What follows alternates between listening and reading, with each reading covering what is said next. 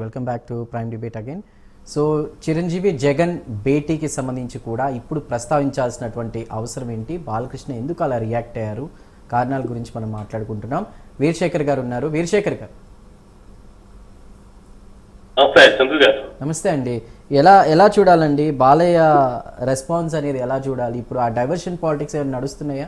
ఇప్పుడు ఈ భేటీకి సంబంధించి డిస్కషన్ జరగాల్సినటువంటి అది కూడా చట్టసభల్లో అవసరం ఏమొచ్చింది?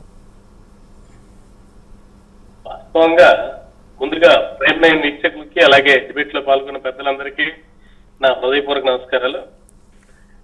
ఇక్కడ ప్రజాస్వామ్యబద్ధంగా అసెంబ్లీలో శాసనసభలో జరగాల్సిన చర్చలు ఏవైతే ఉన్నాయో లేదా ప్రజా సమస్యల మీద ఏదైతే మాట్లాడాలో ఇవన్నీ మర్చిపోయిన ప్రజాప్రతినిధులు తమ సొంత ఇగోలకి తమ సొంత వాళ్ళ యొక్క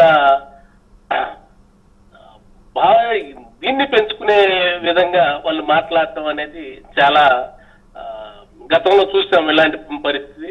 దానివల్ల వాళ్ళు ఎలాంటి పరిస్థితి ఎదుర్కొన్నారు, ప్రజా క్షేత్రంలో ఎలాంటి పరిస్థితి ఎదుర్కొన్నారు, వాళ్ళకు వచ్చిన ఓట్ల శాతం కానీ వాళ్ళకు వచ్చిన సీట్లు కానీ ఎట్లా ఉన్నాయి అనేది గతంలో టీడీపీ 2014 నుంచి 19 వరకు ఇది పరిపాలన చేసినప్పుడు వాళ్ళు ప్రవర్తించిన తీరు వల్ల వాళ్ళు ఎలాంటి పరిస్థితి ఎదుర్కొన్నారు, తర్వాత 19 నుంచి మొన్నటి వరకు ఉన్న వైసీపీ ప్రభుత్వం ఎలాంటి అసెంబ్లీలో వాళ్ళ యొక్క వ్యవహార శైలి ఎలా ఉంది, దానివల్ల వాళ్ళు ఎంతవరకు దిగజారిపోయారు అనేది చూసి కూడా నేర్చుకోలేకపోవటం అనేది మూర్ఖత్వం అని చెప్పి అనుకోవాలి. లేకపోతే తన అసహజ స్వభావం.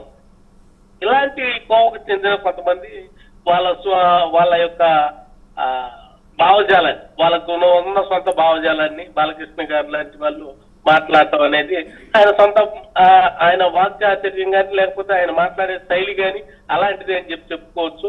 ఆయనకు సంబంధించిన వాళ్ళకు సంబంధించిన వాళ్ళు దాన్ని సమర్థించుకున్నా కూడా ఇది ప్రజాస్వామ్యబద్ధం కాదు, దీనివల్ల గతంలో టీడీపీ అనేది నష్టపోయింది అనేది వాళ్ళకే తెలిసిన విషయం. తెలిసి కూడా ఎలాంటి తప్పు చేస్తున్నారు అంటే వాళ్ళు దేన్నో జీర్ణించుకోలేకపోతున్నారు. వాళ్ళకి మేలు చేద్దామని మాట్లాడిన ఎవరు టీవీలో నేను అది చూశాను.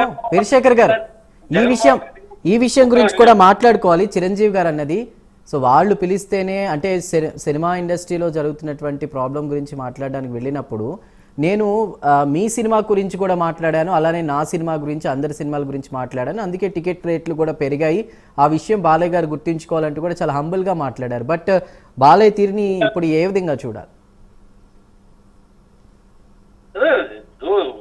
కామినేని శ్రీనివాస్ గారు వైఎస్ జగన్మోహన్ రెడ్డి గారి తీరు ఎలా ఉంది గతంలో, ఇప్పుడు మేము చాలా బాగా చేస్తున్నాం అని చెప్పి చెప్పుకోవటంలో కొంచెం వరకు ఆయన మాట్లాడే మాట తీరుని దీన్ని క్యాచ్ చేసుకోవాల్సింది పోయి టీడీపీ తరఫున బాలయ్య గారు వచ్చేసి ఈ మొత్తం అంతా కూడా దాన్ని